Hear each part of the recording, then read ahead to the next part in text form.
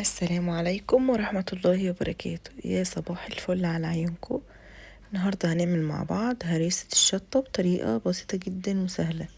طبعا كلنا عارفين ان اي منتجات بنشتريها غليت جدا، فاحنا لازم نقتصد ونعمل حاجة في البيت ونعملها كمان بطريقة حلوة كمان وفريش كده علشان تبقى طعمها اجمل من بره. طبعا انا كنت بجيب برطمان الهريسة دوت ب20 جنيه الاول، بعدين بقى ب25، بعدين بقى ب30، بقى ب35.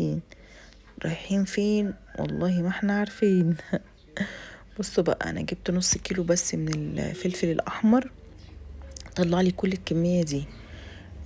طبعا الهريسة بتتعمل بالفلفل بالبذر بتاعه علشان ده اللي بيديها الطعم، وده اللي بيخلي طعم الاكل حلو قوي. انا خدت الفلفل وخدت معاه الثوم، خدت معاه فصوص من الثوم وكمان ملح ومعلقتين من الزيت علشان خاطر يبقى مادة حافظة يعني.